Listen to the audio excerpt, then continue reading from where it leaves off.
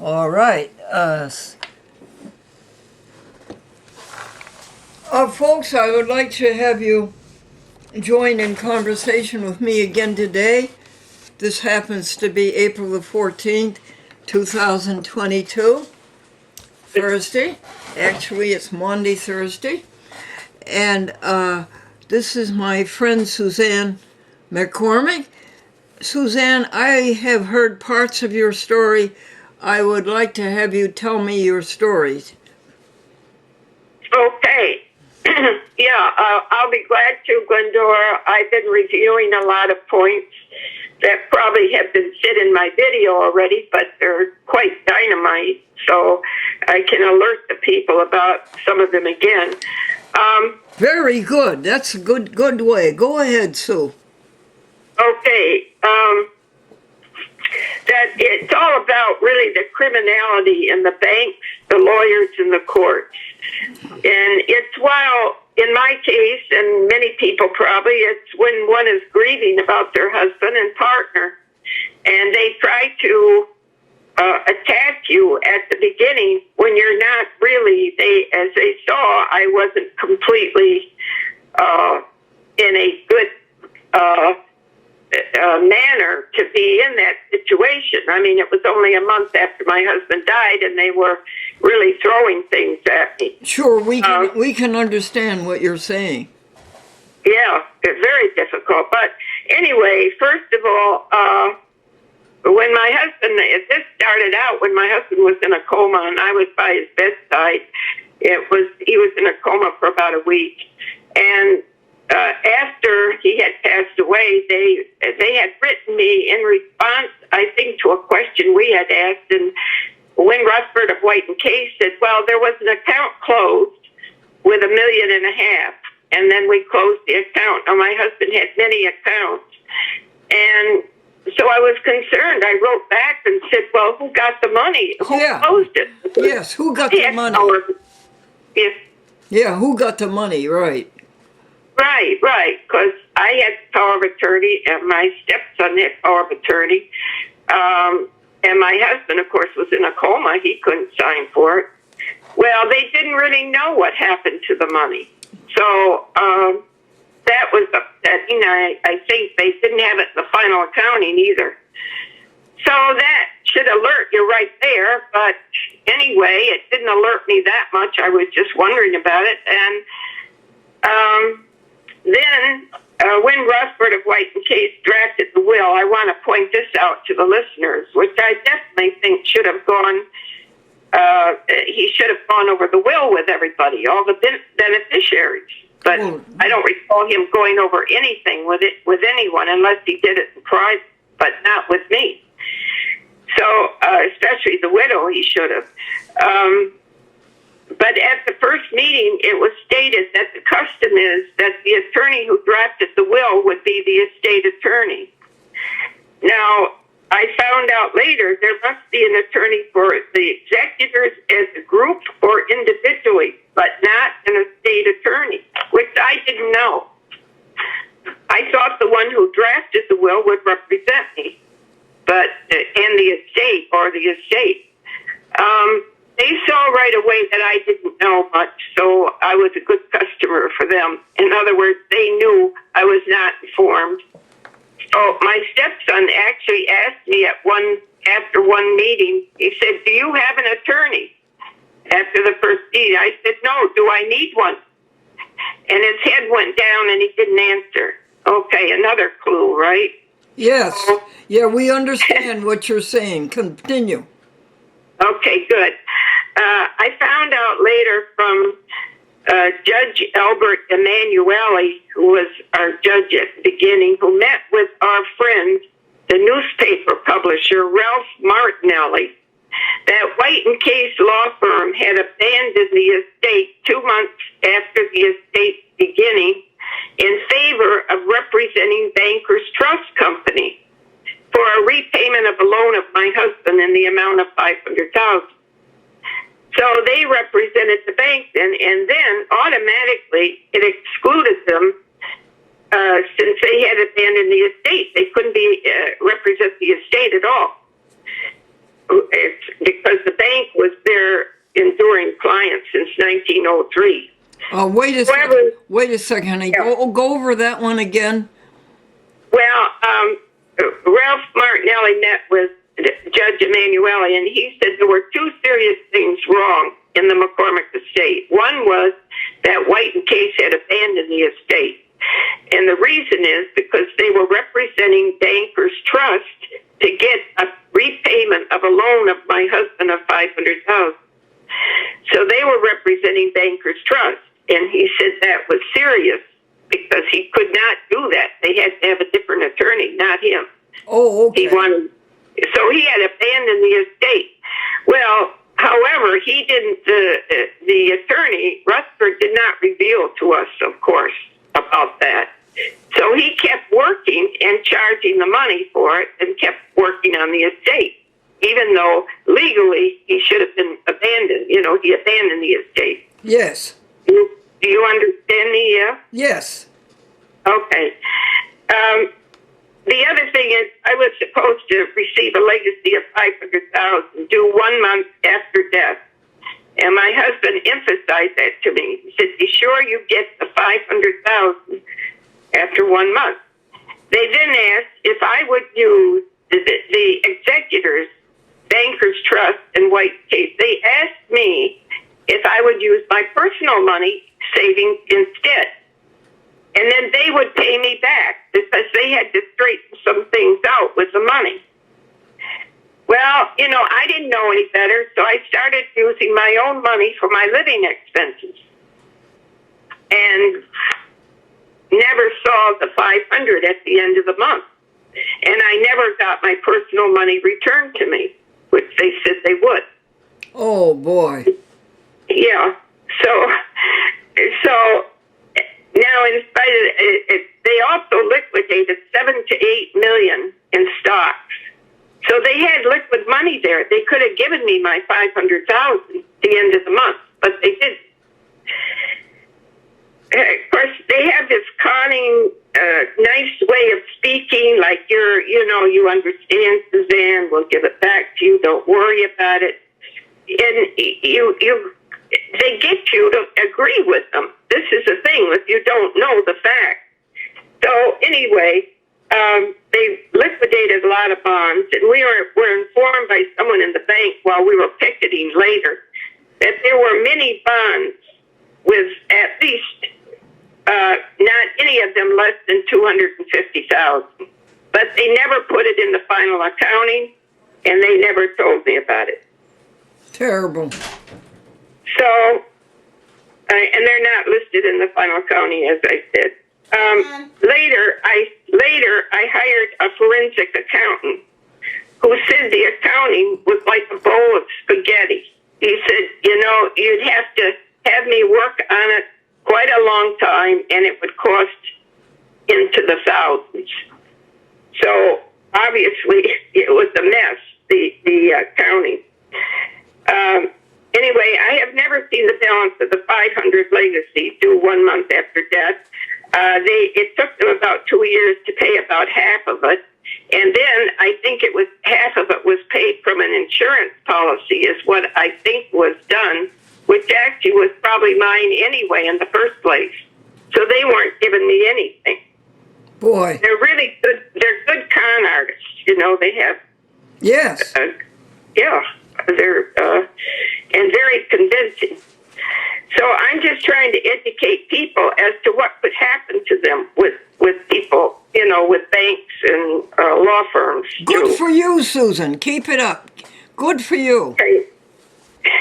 Now, I was offered a trip, as I told you, to Georgia, Russia, 2 years after the death of my husband. And, of course, I knew my husband would want me to go. So I didn't want to object to it, and I decided to go. Well, so it was hard for me to prepare and concentrate, of course, on the music and then worry about the estate, too. But I did try to do it, and I was even invited for another tour after this one to play for all the leaders and presidents of the European countries. Wow. I could not accept, of course. This was to play the piano?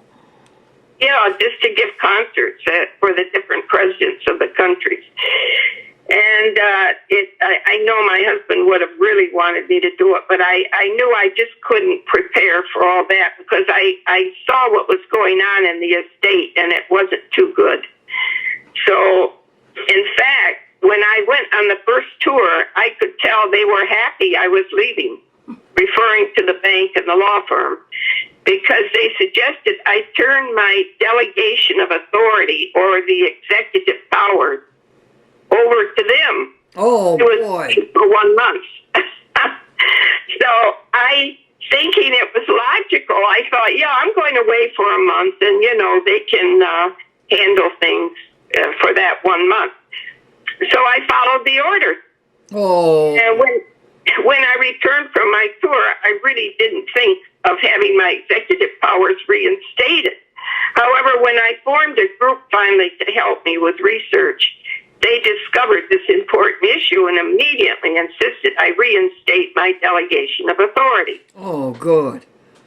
Yeah, and also I found out Wynn Rusford and the bank had done much damage regarding the estate matters while I was gone. Oh. So when they tried to say in papers, like David Kiko, a Pillsbury law firm, who's covering for White and Case, I believe, he sent me papers once saying, well, you knew everything that was going on. You agreed to everything.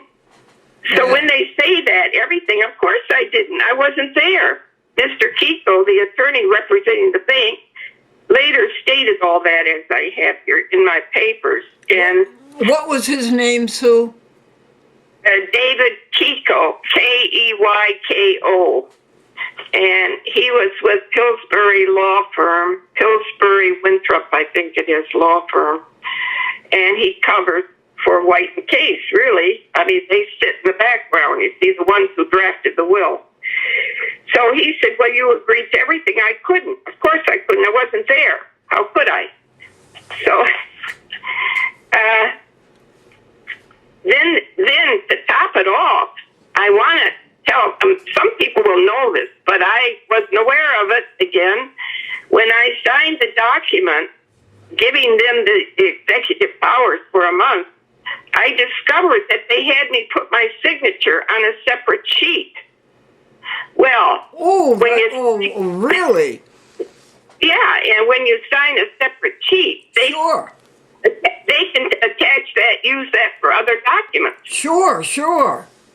Yeah, I mean, common sense would tell you that, but I didn't think of that. I didn't think of them as crooks yet, I see. So, you still trusted them at this point?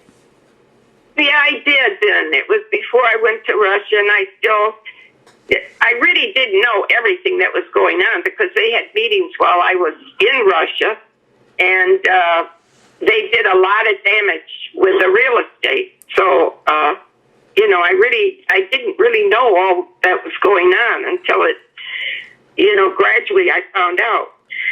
So, anyway, we know that's how the thieves think, and I wasn't familiar with those tricks. Now, I thank God, of course, that I had good and alert research people that had the brains and the experience to go through the few copies of documents that they gave me. So they caught up on some things. And I had politically connected people in the group, too, including the help of Ralph Martinelli, the Westchester newspaper fella, and he knew a lot of politicians. So my group had me, they had me reinstate my powers, of course. Then they suggested that I write the trust officer. Now I mean the bank and White and Case, the law firm, suggested I write the trust officer of the bank with questions. And if I didn't get the proper answers, they said, you're really going to have to protest and picket. Because they said that's what you're going to have to do with them. Not go to attorneys, really, but protest and picket and do educational picketing. Well, my stepchildren were involved, too, because they did not get their inheritance.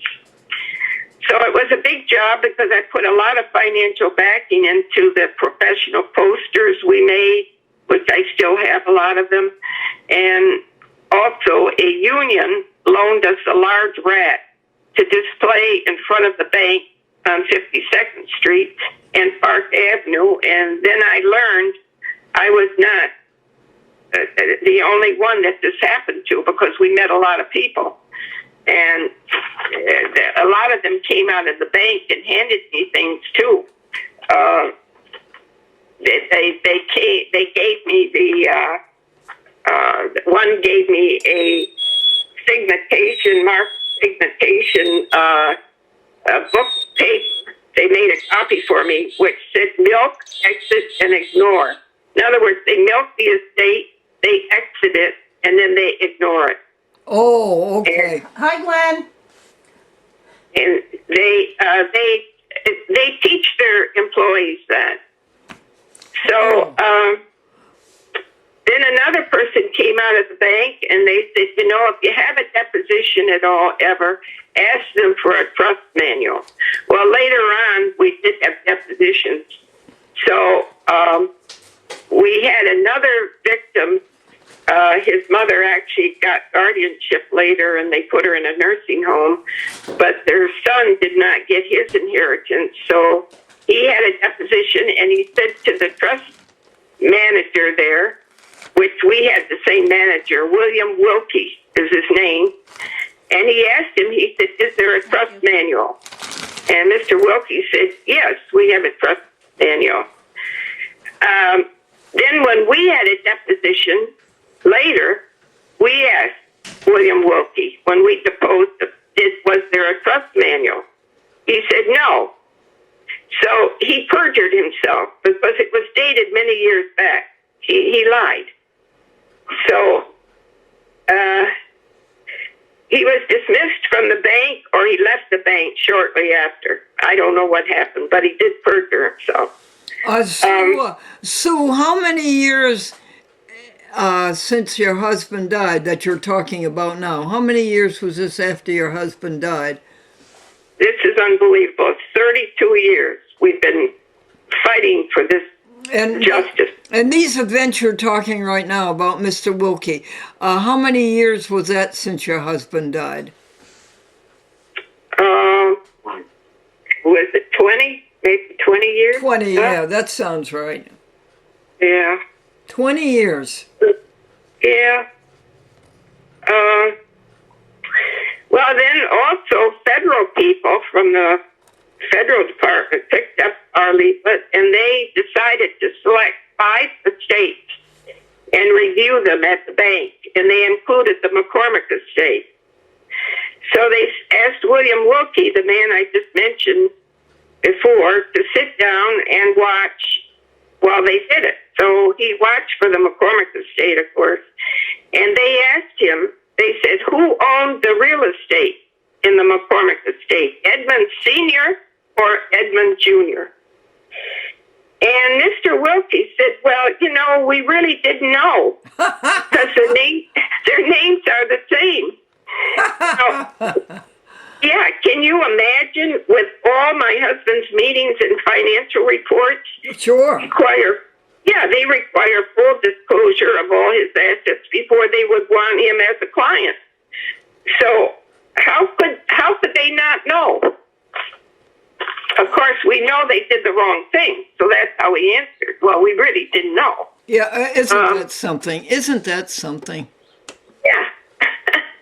Now, what they said in response, I don't know, because that's crazy. p.m. Go ahead, Sue. Oh, okay.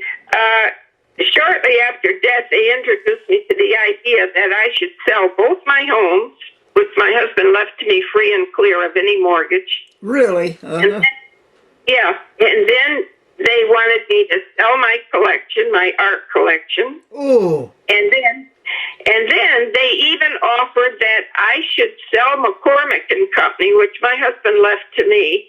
And of course, I couldn't run the consulting business, but he didn't want any of his children in the business either. So he probably thought, well, they'll take care of me and they'll either sell it or whatever they would want to do with it, Yes. So anyway, they suggested to me that I sell it to Eddie Jr., the stepson, for $1. Oh, you could get some of your expenses paid, and you probably get a small percentage income. Well, guess what? He didn't do well at all. It didn't work out. So of course, money was spent, salaries were paid, and so forth. And Sue, were they just looking for cash for themselves? That's why they wanted you to sell everything so they could have the cash? well, indirectly, they'd probably get some. Yes, I would assume.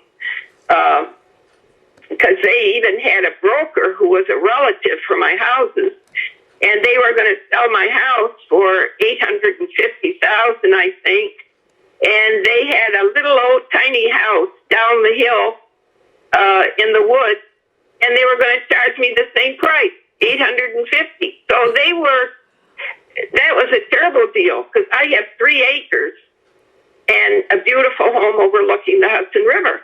So it was, they were making money somehow. Yeah, it's pretty obvious. But I decided I would not sell the house. And, of course, that led to other things. But what they did is the son, it didn't work out with the company. So, of course, they had to close it and everything. And he even had the secretary who I should have known to contact because she could have helped me do things. And but she was very helpful. She knew the files. She knew where the painting files for the art collection were. And all that would have helped me a lot because when I had the art collection up for sale, I really didn't know a lot of the background. I didn't know the Metropolitan Museum was interested in one painting. I didn't know that. A lot of things.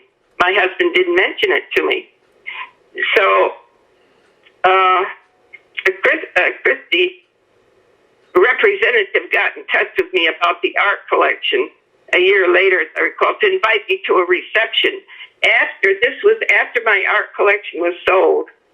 Well, I'm kind of going ahead of myself here, Glendora. Okay, well, go ahead and back up if you want. Okay. I thought they wanted me to sell McCormick. Okay. My husband didn't want any of his children to run McCormick and Company, so he left it to me thinking probably I'd get something for it. It was in the top 50 of consulting companies. But then they wanted me to put my art collection up for auction with either Sotheby's or Christie's. And White and Case leaned towards Sotheby's. So they had me meet with D.D. Brooks, who was the head of Sotheby's, had a luncheon for me, and they, of course, were invited. They were right there, too. And she was later held for price fixing, and which I found out later after my collection was sold, of course. She also, they had a representative meet with me before the sale, the day before the sale, and said, we have to lower the prices because we're not going to be able to sell a lot of them. Oh, boy. Well, the bank was there and my White and Case from the law firm, and they said, oh, well, Suzanne, you better do that. Oh, sure. Otherwise, you'll be penalized if the sale is tomorrow. Oh, boy, isn't that something? They scared you. Yeah. So I, of course, didn't know, and I thought, well, maybe it will go for more than I think. It will be pretty good. In fact, one of the executives, the accountant, his wife called me, who was a friend. She said, oh, you may get a lot of money for that collection. I said, no, don't dream that way. I'm not thinking that way. But anyway, it ended up that they sold it for way below its value the next day. It was really low. It was way below its value. Oh. And a year later, in fact, to prove it, a Christie representative from Christie's got in touch with me. They really wanted the sale, but they didn't get it. So they called me and they told me, they invited me to a reception where one of my paintings that sold for $200,000 at my auction was now up for $600,000. Whoa! Yeah, and it sold for that. And I looked at him. I couldn't believe it. I said, and then I reviewed my paintings, and I know there are several paintings in that situation. They had themselves for maybe 100,000, and it was more like 500,000. Oh. So I again got a slap in the face. So anyway, I also contacted the London art dealer who knew about our collection, and he said, "Well, Suzanne, as a collection, it's really worth $6 million." Whoa! So I only got about a third of that. Is that right? You got about $2 million? Yeah. So Suzanne, what year is this?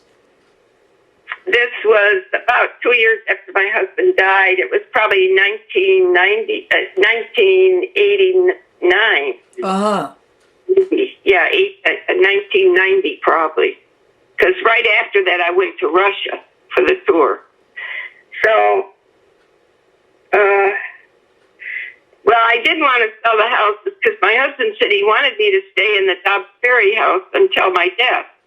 He knew I could afford it. He had enough money there for me to keep it. So, anyway, also the other thing I want to bring up, when Eddie was in McCormick and Company, I sold him to it for $1.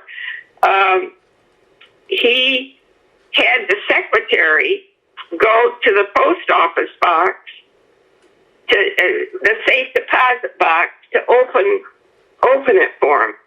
Now, he was not supposed to do that. It should have been the bank doing that. They should have been overseeing that, because you can't let someone like Eddie, one of the sons, open the safe deposit box. Well, of course, there could have been bonds in there. There could have been other things in there. And we never saw a list of it, which you should always have a list. Of course, you don't know if the son would ever give you the correct list. So that was another bad thing, that the bank, I don't understand that the bank wasn't behind all that. So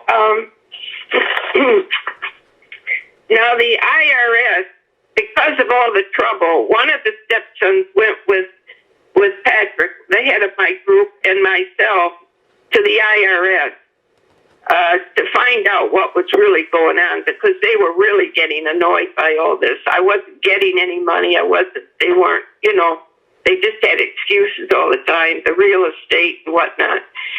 So additionally, the IRS stated that Edmund McCormick Sr. owned 100% of the property. Records show, and the IRS disallowed any ownership of Eddie Jr. There were no partnership federal income tax returns ever filed. So White and Case, when I was in Russia, of course, had many visits with Eddie Jr., and they pulled a scam, and they gave Eddie some of the property, at least two of them, and one was a very valuable property they gave to him.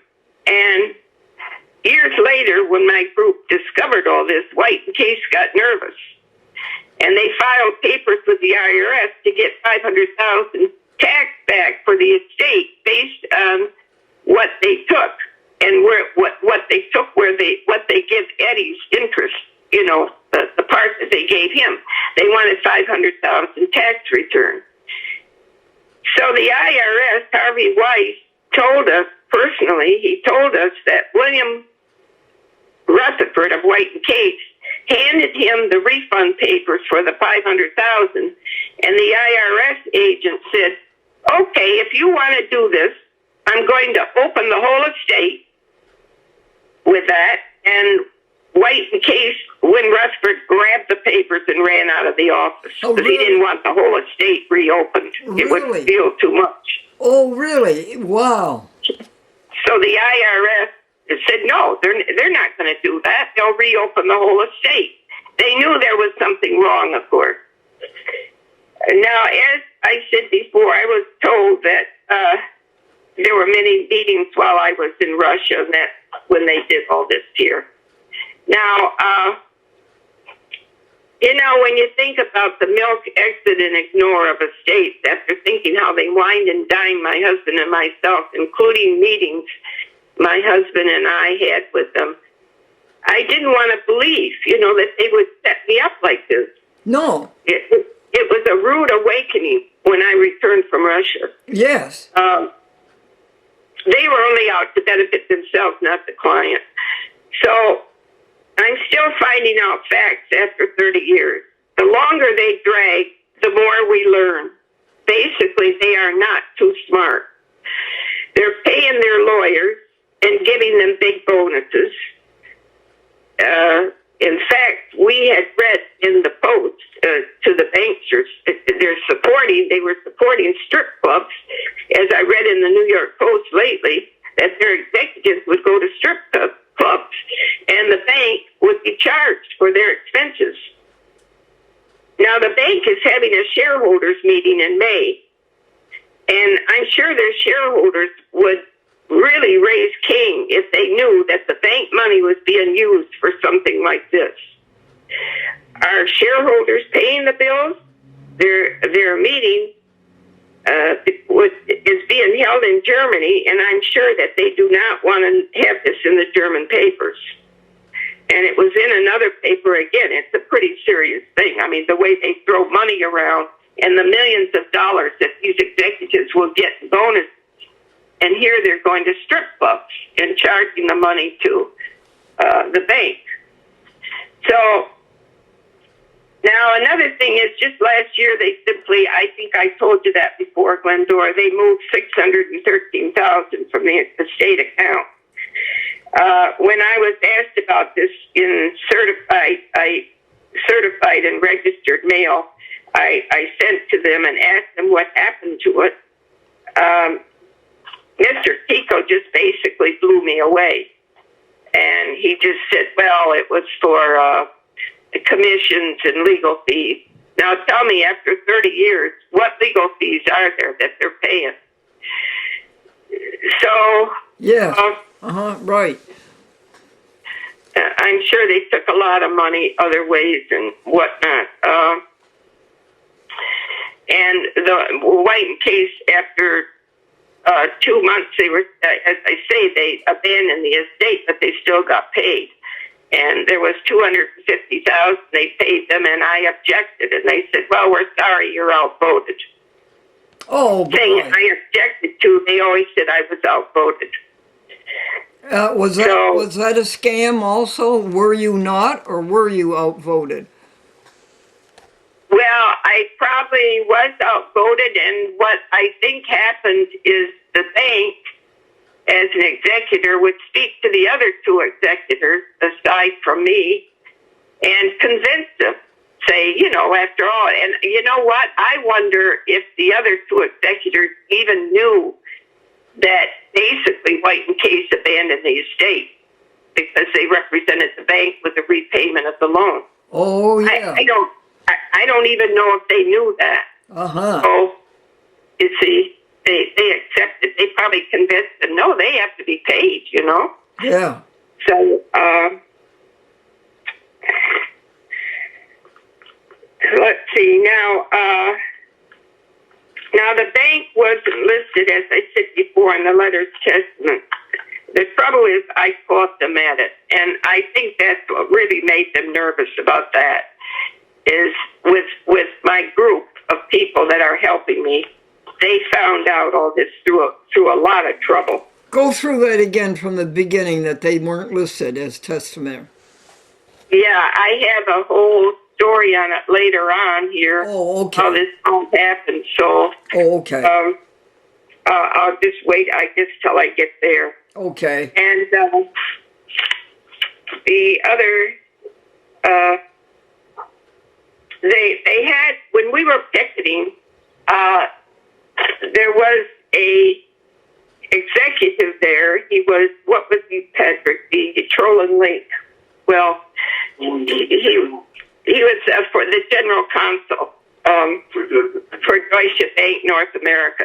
He came out and spoke to Patrick, the head of the group, and he said, he read the leaflet. He said, well, what do you want? And Patrick said, well, we want good faith settlement talks. Sit down and have good talk. So he said, okay. So he ordered 2 cars, drove up in front of the bank, and they came out with files and boxes from the cars to bring into the bank. And someone came out, they said, well, those are McCormick files. So Troll and Link was actually going to go ahead and have settlement talks. And David Pico, our lawyer from Pillsbury, who's covering for Win Rutherford, said, well, I want 3 demands from Suzanne McCormick, which we see if we agree to them. So he put out 3 demands, and we agreed to them. And then he went and wrote a letter and said, our differences are too far apart, and we are not going to talk to you. Wow. Well, we didn't make any demands. How could our differences be too far apart? We didn't make any demands. We just said whatever demands he made, we said, okay, we'll comply with them. So he killed it. He wanted to kill the settlement talk.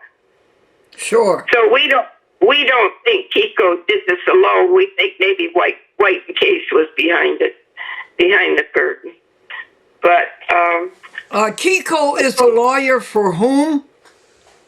well, he's a lawyer for Bankers Trust, and he's kind of covering for White and Case. White and Case was there, but they hide. They do the dirty work, and then they have someone else they hire for the bank, you know. And he's handling the estate, you know, my husband's estate. I mean, he's representing the bank, but to come against me. So, okay, now as a non-independent executor, also I asked for income tax returns, and they ignored me. Huh. Now I should have unfeathered access to estate records because, as I stated, they had $7 to $8 million in liquid money from just stocks and bonds that I know of, and if they are pros in their field of real estate, they understand how to make profits. They sure know how to run them for their benefit. Did you say 7 or 8 million? Yes, that was just stocks. That they liquidated the stocks right away. So they had money there, you know. Of course, there was a lot more money in, there was the art collection, there was my husband's company, Did you tell me that your husband told you before he died that the estate was worth $120 million? Now, he said, it was near $100 million, he told me. And he said he found out that his son and the president of his company was taking money under the table. Now, I was not a person, I was worried about him. He died a month later. He was going up the stairs crying. He said, a man never cries. But I found this out, and I didn't know they were taking money. Now, I just wonder how much money could they be taking? If there was almost $100 million there, what would those 2 men be taking? Now, the bank said it was about, one of the stepchildren asked what was the amount of the estate, and the bank said, well, around $47 million. Well, now, could those 2 men take as much as $50 million? I suppose they could, but I don't know how they would do a thing like that easily. Now, who are those 2 men? Who are they, those 2 men? My husband had a branch office in Phoenix, Arizona, and this man was a difficult man. He was with my husband for many years, and all of a sudden he said, listen, I'm going to leave the company unless you set up an office in Phoenix, Arizona. I'm going to move from New Jersey to Phoenix, Arizona. So my husband wanted to keep him on, so he opened an office over there in Phoenix, Arizona. So this man had his own books. He could steal probably money that my husband wouldn't know. So then my stepson, of course, had 3 sets of books, as the other stepson found out later. And actually, as we know from the past, he had an embezzlement in his office that the accountant, who was an executor, never reported or never, because he said that the stepson wouldn't give me the books. Well, shouldn't all this be reported to the court if you were honest? I mean, shouldn't this all be out in the open that the son won't give his book for the real estate? Yeah. Because he was the manager of the building. See, my husband gave him a job to be manager of the buildings. And the other stepson came there to help out when he came home from Vietnam. My husband gave him a job there to help out in the office. And he told us, he said, you know, I found out that my brother had 3 sets of books. And one of the people in the office burned the books, which maybe was the stepson's idea, you know, the bad one, the bad guy. And I don't understand that these things aren't reported to the court or out in the open, that they have to be punished or he has to be let go as an executor. I mean, it's horrible to do that with the books, of course. So anyway, Win Rutherford of White and Case said to me, well, you know, the judge doesn't like those problems. Well, what kind of an answer is that? Yeah, what kind of an answer is that? So, oh, they try to pull the polyester over your eyes. Yeah. So stop Eddie Jr. Well, then also, you know, while we had meetings, executive meetings, I was, you know, at some of them, and they had memos, inner office memos. When we had depositions, we saw some of them, and they were directing Win Rutherford and also the other bank representatives. They were saying, please stop Eddie Jr. from managing the buildings, since he always had them in the red, and the estate was losing money. So sure enough, they waited. Win Rutherford waited, and they were doing a deal for Eddie. They waited until all their dirty schemes were done, and they lost millions for the estate, gave Eddie 2 buildings, and finally got new management for the real estate from what was left, which was maybe a couple buildings left, after they allowed Eddie to swindle property, but that he was not entitled to. So the new management came in, and everything went into the black. In other words, Eddie was taking money, and money that the bank sent Eddie Jr. to pay bills with. They found out that he wasn't paying them, and they had to pay him again. So they paid bills twice. In other words, he was taking money, whatever they gave him, from the estate. Wow. So, I don't see, what I don't understand is that these people don't handle these things the way they should. They just let them go by because they're making a deal. They're making money themselves. As my group said to me, they said, look, Suzanne, they're probably taking more money than Eddie is. You know, the bank's probably taking money with him. Yeah. So it's just one big scam. Isn't it? In the meantime, are you getting any money from the estate? No, I'm not getting a cent. Really? And no, I mean, they took the $613,000, and I got statements every month with that amount in there. And by the way, they never made interest for the estate with that amount of money. It was there for maybe 15 years or longer. Oh. And they took it, but they were probably getting interest from it. Who knows? Oh. But they didn't give it to the estate. They know how to steal. That I know. They're real pros at it. Yes, that's what indeed. I learned. Yeah. Yes, indeed. So, but now, Glendora, that you want me to try to educate people and get this thing out there, they have to be crawling in a corner. I mean, they know that they're caught. They know I caught them. Yes. And they really, in this country, they should lose their license and go to jail, really. Yes, they should.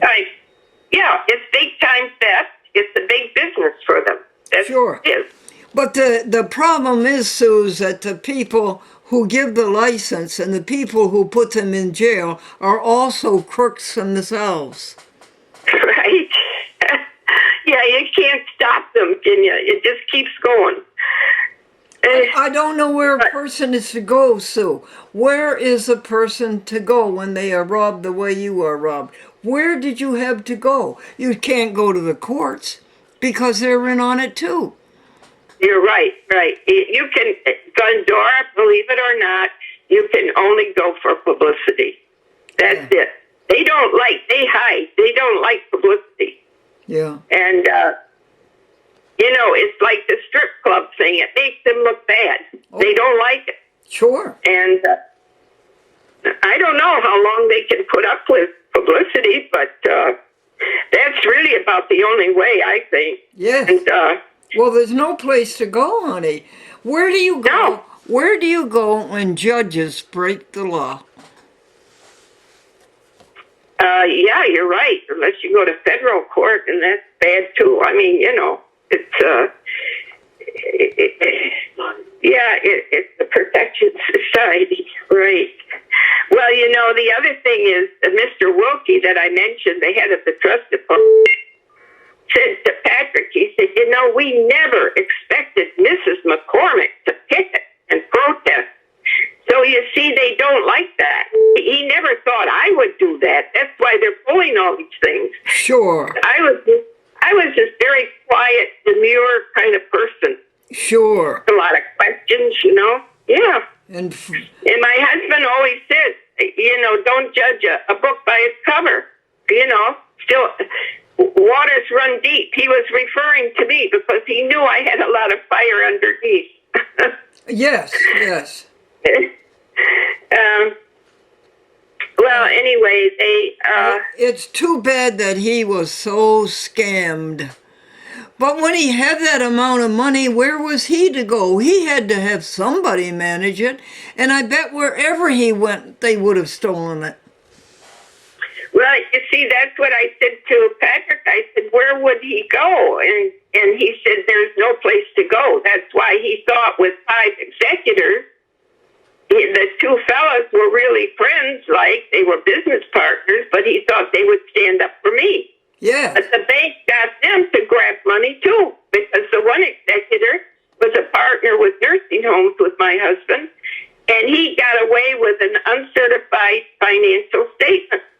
So he just mentioned an amount, and they gave it to him. They never asked him for details or uncertified, a certified financial statement. Uh-huh. So he got what he wanted. He never paid enough to the estate for the nursing homes, but he got it, and he resigned right after he got his money.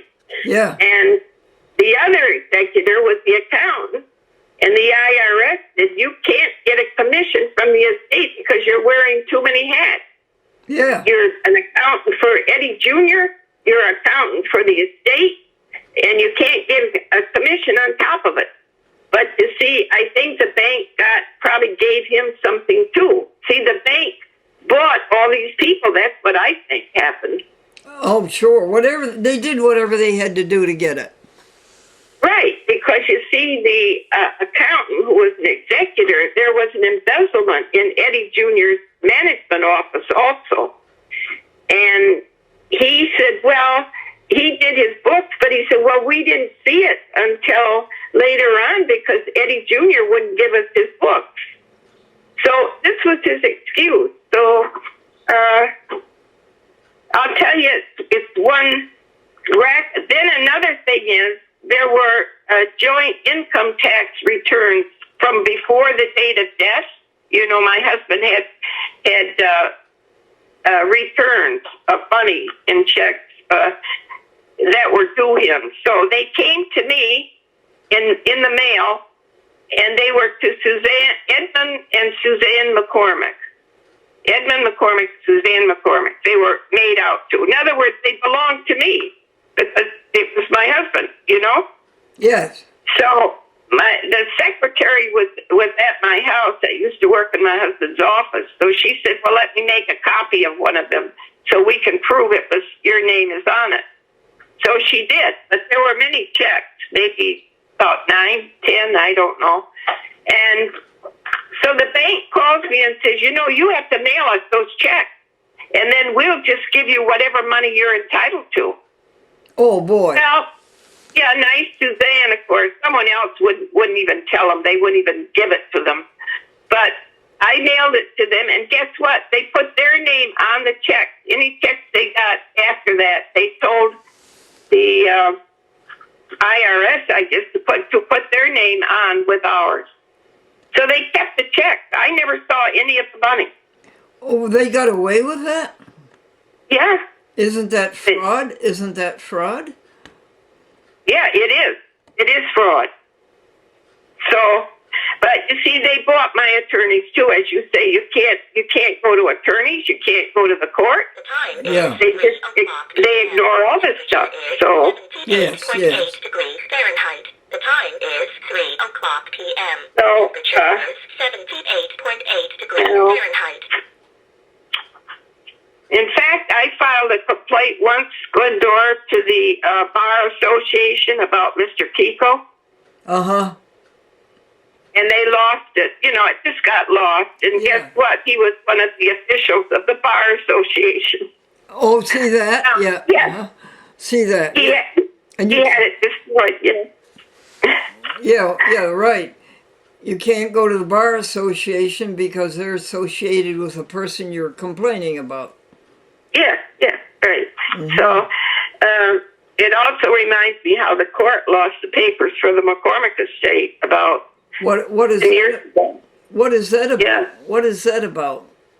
All the papers, I don't know the whole story, but we went to different courts, and they were telling Patrick, who was helping me, of course, they said, well, maybe they're at this court, maybe they're at that one, and then because we got the judge Scarpino recused, it was transferred to Poughkeepsie Court.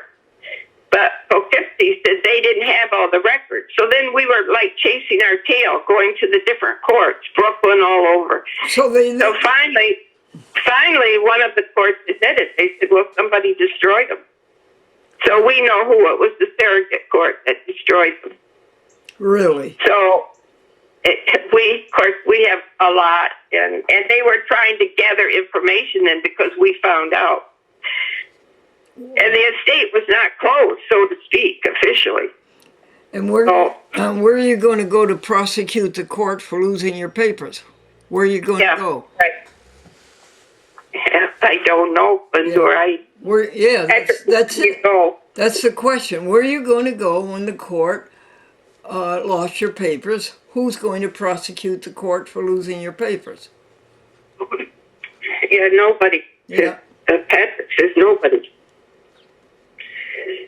Well, and then, you know, there's a very good story, Glendora. This is interesting for people. White & Case, the law firm, they're very, you know, they're all over. Their feelers are all over the place. And they're in London, they're in Germany, they're all over. And they actually have stock in Deutsche Bank, too. Well, anyway, the law firm White & Case, we met the grandson through our picketing, and he was fighting for his mother's estate, and this is his grandfather's law firm. So he became friends with us, and he'd meet with us a lot and so forth. Wait a He second. told us Go over that again. it was the grandson of the founder of White & Case. My His goodness. grandfather's name was Mr. Justin DePratt White, and he was one of the founders. It was White & Case, you know. So his grandson said when his grandfather died, Mr. White, his partner, Mr. Case, didn't attend the funeral because he was going through the files in the White & Case office located in the Bankers Trust building on Wall Street. Oh. Didn't go to the funeral. This was his partner, mind you. So the grandson and his mother had to fight to get what they were entitled to, and it became very difficult. The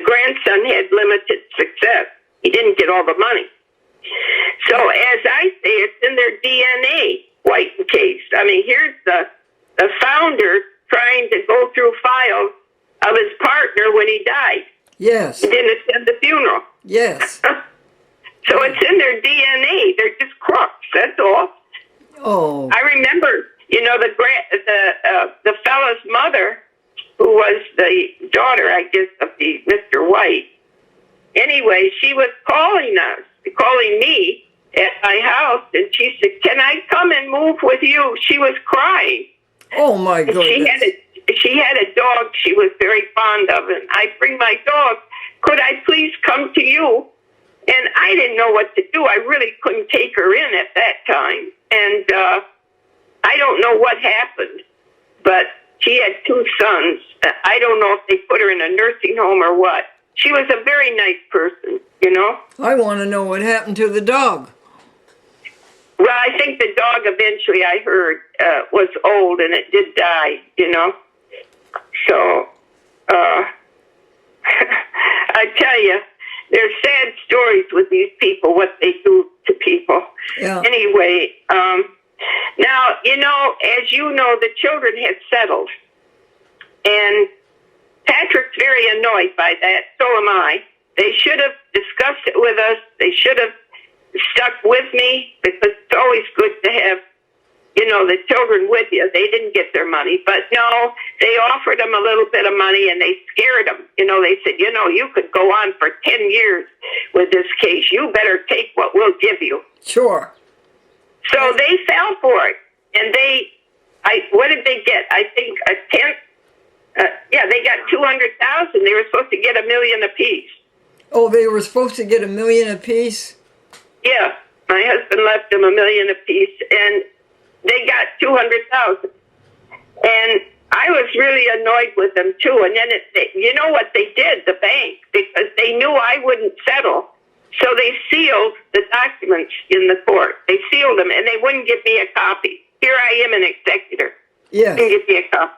Yes. And the children, I understand, signed and said that the bank did no wrong. They had to do that in order to get the money. Yes, right. Now, right. Uh-huh. how can you contradict what you're fighting for? I mean, I couldn't do that out of principle. I just couldn't do that. The bank is so guilty. It's unbelievable. I understand what you're saying. How many children were there? There were 4 of them. There were 5 altogether with little old Eddie, who steals everything. And there were 4 others. And they all copped out. They were all with me. They were picketing and so on. But they actually were working with Patrick, you know. Dennis and David, the 2 of them were working with Patrick. But they decided they were going to give up. Mm-hmm. Yeah. Yeah. And the bank is a federal felon. But I've got a history here, which I do want to say. They settled with the children. They sealed the documents. And my attorney that I was paying for the children and myself decided he wanted to sue me for more legal fees, for more money. And I had paid him already $200,000. And I had a retainer with him saying that if I stopped paying, the children would have to pay. And I went in and I said, I want to settle. I'm going to stop paying. Because I was with them for 3 years. And I had paid $200,000. So they didn't answer me. So they got the children to settle for nothing, which I didn't do. Then my law firm, Peter Raymond, decided to go after and sue me for more fees. So Patrick had a couple friends, lawyers, that he had come to represent me. And, of course, they had to catch up on everything. And they said, well, actually, Suzanne's entitled to $100,000 back. She really doesn't owe any more legal fees. But we'll speak to the judge. Well, they went in, and first of all, there was a judge by the name of Nikolai in the surrogate court. No, Supreme Court? I'm sorry, Supreme Court, Nikolai. I don't know his first name. And he had my case, and he ruled in my favor. He said, she doesn't owe any money. He ruled in my favor. Well, then, as you know, Louis Barone came there. He was in Supreme Court. So he grabbed the papers. Patrick saw this. I just happened. He grabbed the papers out of Nikolai's hand, and he said, this isn't your case. This is my case. Whoa. So Nikolai looked at him. You know, these are two judges. And so Louis Barone took the case, and he had the dirty deal he had to do against me. So he was going to do it. So he ruled against me. He said, no, she owes money for legal fees. He got my two lawyers in the back room. He said, listen, have her come in. I think I told you this story with a $125,000 check, bank check. And my lawyer said, you know, you really don't owe it, but you better just get it behind you. And I said, no, why? But they forced me to do it. I brought the check for the money, for the $125,000. And then the judge said in the back room, he said, does she have $50,000 more? Can we get $50,000 more out of her? And the one lawyer said, okay, I'm going to report you. And he said, is the bank behind this? And Barone shook his head, yes. He said, well, I'm going to report you. He said, if you report me, you don't come back in this court ever. He said, I don't care. I haven't been here 20 years, and I'm not going to come here for another 20 years. So anyway, in the end, Louis Barone didn't care. He could do whatever he wanted. And he said, okay, I'm going to put her down for $260,000 legal fees and $150,000 interest. So it totaled $410,000. Whoa. Or he would take my houses and all my possessions. Oh, wow. Oh, yeah, it was a very crooked arrangement. And so they got, White and Case could have been behind that too, I'm sure. So and they got away with that, Sue? You what? They got away with it, Sue? Yeah, what could I do? They threatened me, and I had quite a bit of money at Charles Schwab, and they went there to get that money, and Charles, the Schwab company said, no, we're not giving you that money. What kind of ruling is this? What for? This is she has her money here. We're not giving that. Then the dirty lawyer, Lenny Benowitz, he went to the bank and tried to get into my safe deposit box. And the bank said, well, where is she? They said, well, she's not in town.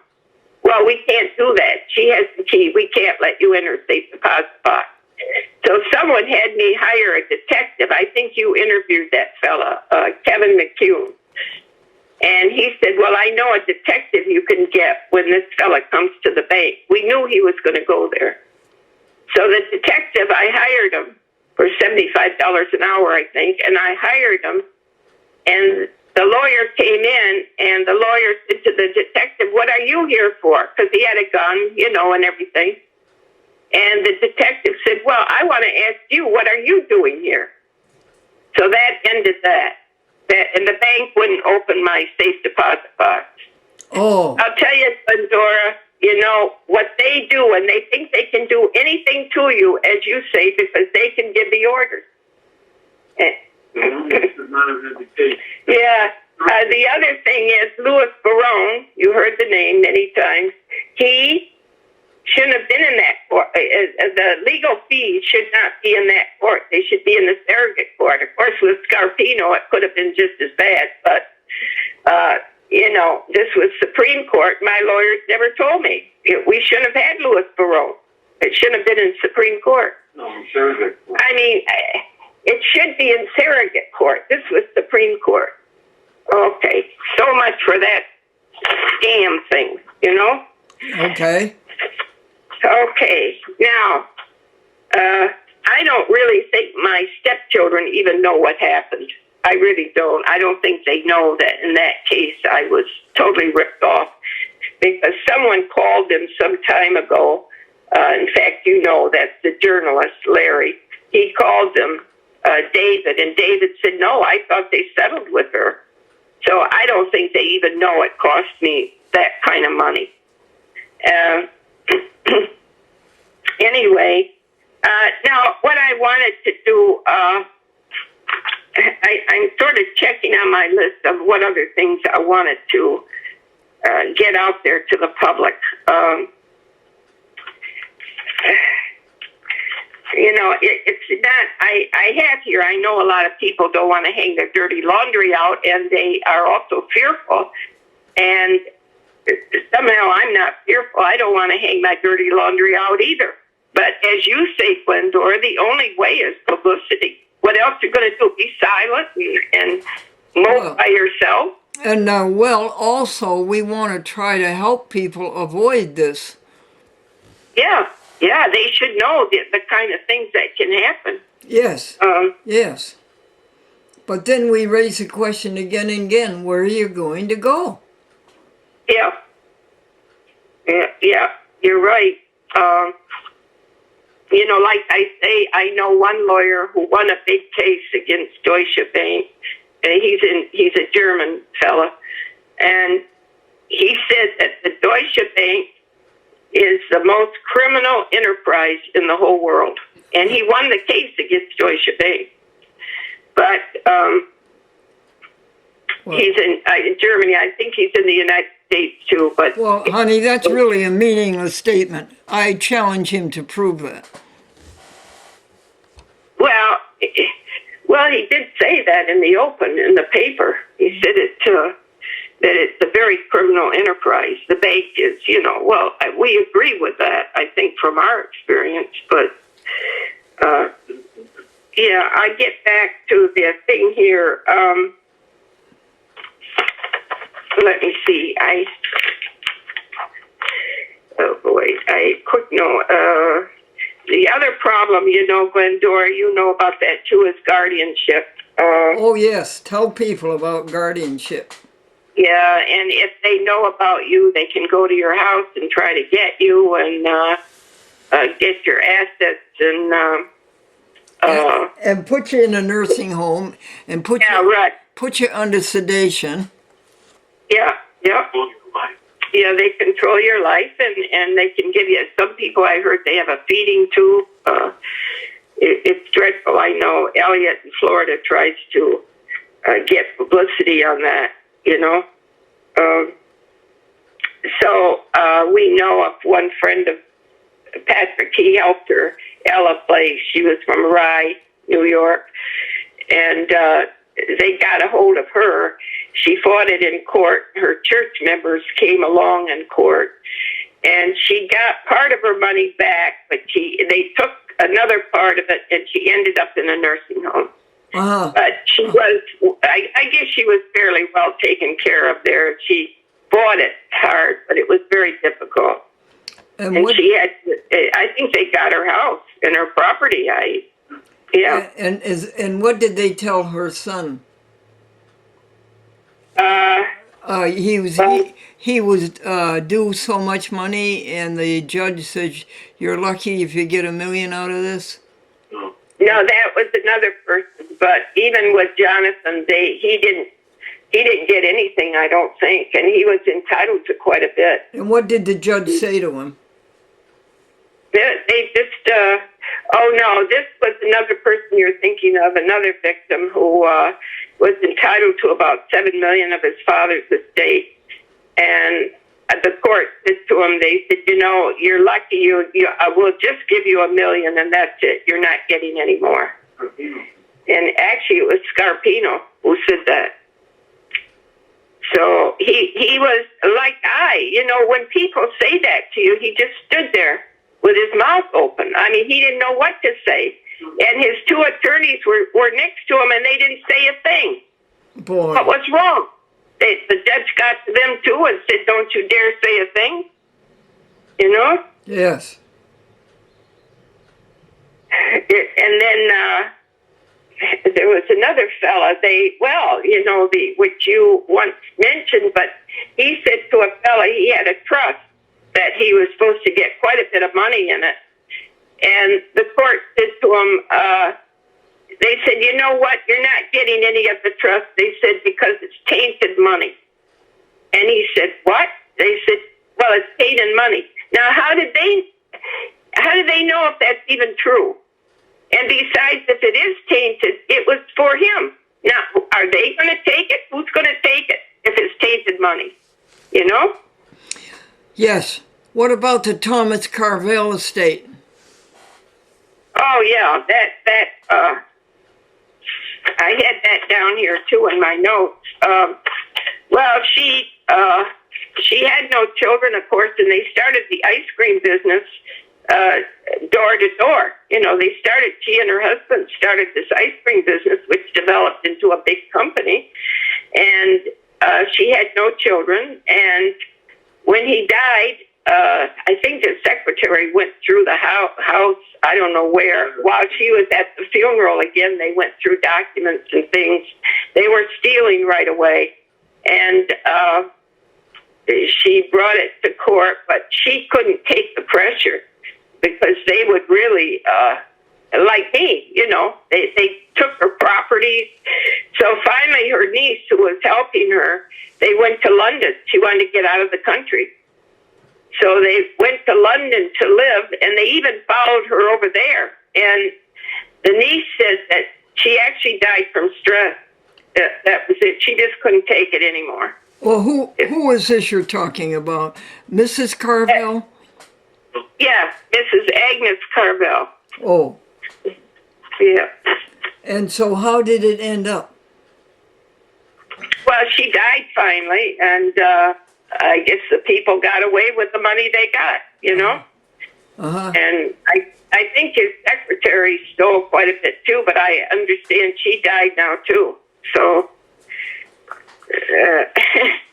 you know what? A paralegal of mine said when she hears these things, and she knows a lot about law too, and she said, R.I.P., but she said, I say roast in pieces. I hope they roast in pieces. Because she was so upset when she heard what they do. Okay, now you want me to get back to what I want to talk about with yes, go ahead. Okay.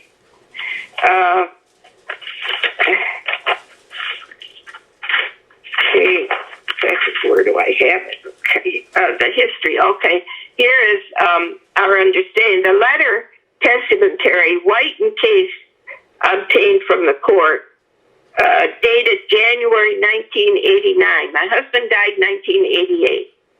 They got the letter testamentary in at the court 1989. My husband died 1988. Okay.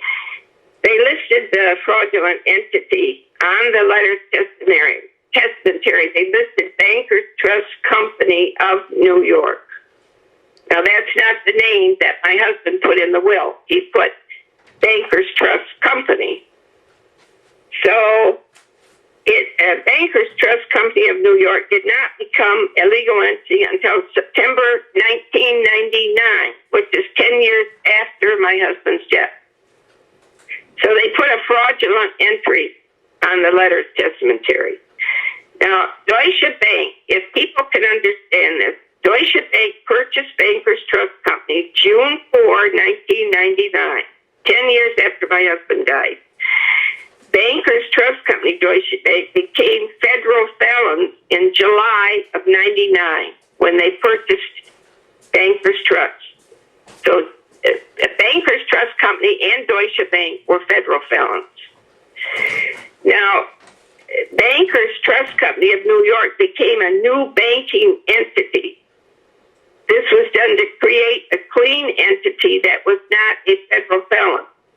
So all the trust and estate people had to be transferred to this new entity 10 years after my husband died. The new entity was Bankers Trust of New York, which they had on my husband's letters testamentary. So you see already there's a scam there. It wasn't right what they did. Anyway, the surrogate court is deeply involved in this fraud, along with all the players. The court. Now, Deutsche Bank bought Bankers Trust for $10 billion with a B, billion, and also all of Bankers Trust estates and trusts and their problems. Whatever Bankers Trust did to me, Deutsche Bank bought that too. They're responsible. listed as a liability against Bankers Trust and White and Case by the Federal Reserve, since the wrong entity listed in the McCormick estate makes everything null and void. Everything. Everything null and void. Okay, now the other, what happened is Deutsche Bank had the court seal the list of clients transferred from Bankers Trust Company to Bankers Trust Company of New York. They sealed the records so people couldn't really find out what happened. Now, as I understand, Bankers Trust Company, Deutsche Bank, were listed with 3 felonies regarding unclaimed funds. Bankers Trust Company / Deutsche Bank became convicted federal felons in July 1999 when it was revealed that they had failed to turn over millions of dollars in unclaimed funds for many years to the state, including but not limited to New York State. Now, in June 1999, Deutsche Bank bought Bankers Trust for $10 billion, as I said. They had their criminal liability capped at $19.1 million. However, I have been told from sources in the New York Fed that it was in excess of $500 million was their criminal liability capped at. I also learned that White and Case law firm has substantial stock in Bankers Trust in Deutsche Bank, either direct or indirectly. So that was a huge conflict when my husband ended up with White and Case and Bankers Trust. It was one big conflict. So as I stated, the law firm White and Case and Deutsche Bank had the court send the list of clients transferred from Bankers Trust Company to Bankers Trust Company of New York to the court and had them sealed. Now, my people wanted to have the seal opened because they wanted to see if I was transferred from my letter, which already said Bankers Trust of New York, was I transferred to New York, Bankers Trust of New York, like all the other clients, all the other people. So my lawyer got very upset. He said, "Oh, they're threatening me. They're threatening me. They're telling me if I do that, you can be sanctioned and I can be sanctioned, and this scares me. I can't do this." So Patrick said, No, we're going to do it. This is what I want to find out, and I want the records unsealed, and I want to find out what they did with the McCormick estate. So this case was in Supreme Moskowitz. She was a woman judge. Now, they had people come in from White and Case to check who was all there at the hearing. And Kiko came in with a former chief administrative judge for the state of New York, Leo Malonis. And they were both in the court. And Mr. Malonis, during the session of the court, stood up and said to the judge, "Judge, she is trying to put the bank out of business," referring to me. Now tell me, why would I want to put a bank out of business? All I want is good faith negotiations and to settle with me. So they, as I said, their help get millions in bonuses. So what are they paying their lawyers? They're keeping everything open because everybody's getting money. That's what I'm trying to say. And they keep their 3-card Monte game going and so on. So now the judge,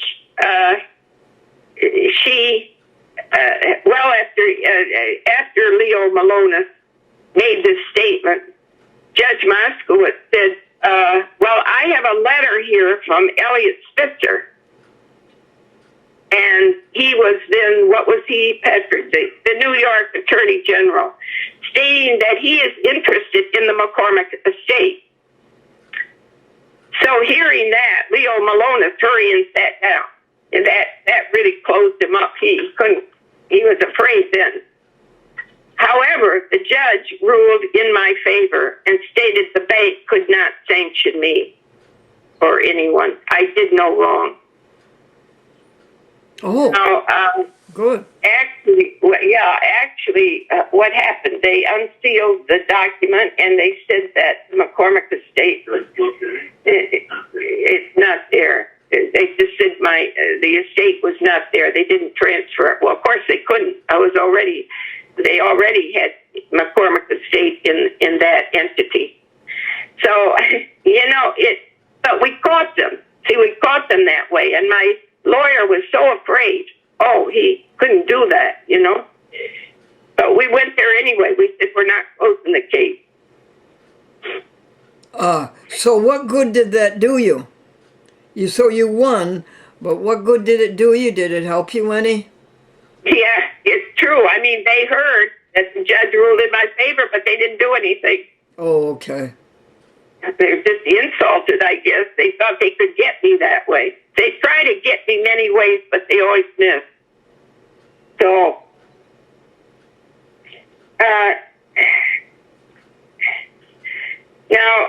okay, well, these are different things I list. Now, the IRS has asked if I ever got my marital deduction. They asked that shortly after when my stepson was there and Patrick. And I said, no, I didn't get it. He said, well, what are you going to live on? You have to have that. I said, no, I didn't get it. I didn't get the half of my legacy, $500,000, and they never formed a trust. And even Mr. Kiko said, oh, we're going to cancel the trust. I mean, this was in the will, the trust, all laid out in the will. I understand there are a lot of people that have been hurt in the same way, Glendora. It's not only me. This is their game, what they do. And it's been 32 years now since my husband's death. But I'm not going to do what the children did, and I'm not giving up. So, Patrick worded it once. He said that the TE law firms, they deliver the golden goose to the bank, and then all the so-called professionals have a party. So I hope that, I hope these things, when people hear it, that they will learn. I hope I was clear enough that they learn what they do. And, of course, I think publicity is the only thing, Glendora. Picketing, they can picket. I tell you, it was some job for me, and I still had the posters. But I had people come out and help me, and they even some friends of ours wanted to come out, but their name is so big on Fifth Avenue that they really didn't want to. They were afraid it would hurt the business. Oh, but, sure. Uh-huh. Yeah. So, I mean, but, it's the only thing I think that you can really do. Yeah, it's too bad the public doesn't rise up and stop this. Well, and then, when they teach their employees to milk, exit, and ignore the estates, I mean, they teach them what to do. This is their business. And in the paper, they even said Deutsche Bank, well, I know the strip clubs, we don't like to hear about it, but that's what it is. And they say that they cleaned up their act 1,000%. And I say, does that include trust in estates? I mean, what are you cleaning up? I don't see anything cleaning up. And I know they have a lot of suits going on for trust in estates.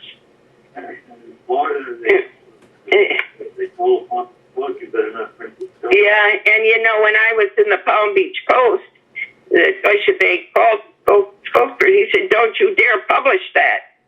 And I think I told you they were behind me, and she said, "We're in the publishing business. You're in the banking business. You better mind your own business."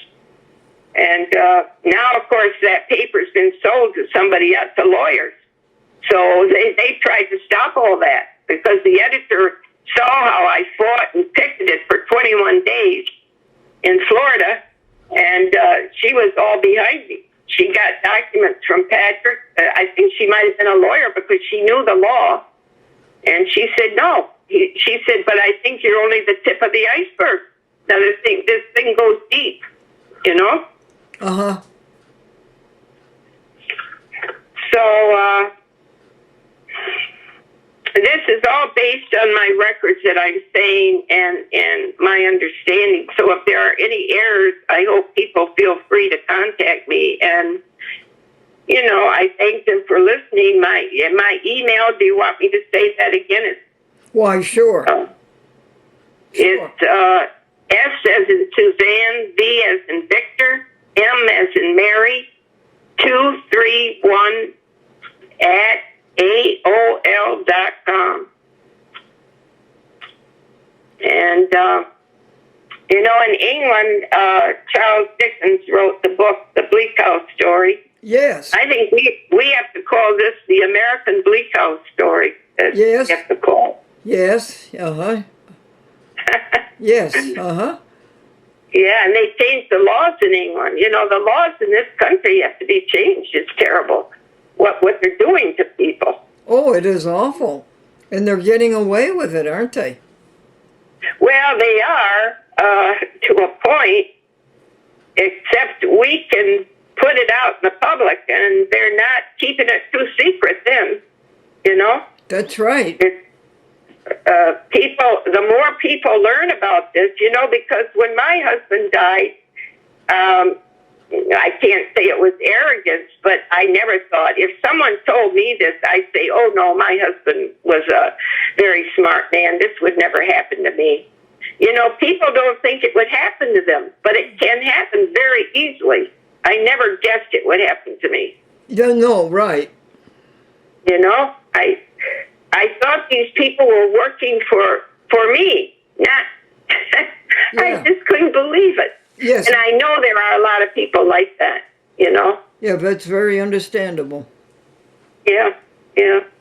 So, and you know, criminals go to prison, but these people don't go to prison. They should be punished and lose their license, their law license. Right. I mean, right. this is outright thievery. That's what it is. Oh, definitely. Definitely. Yeah. Yeah, a good expression is they have a license to steal. That's what it is, yeah. Well,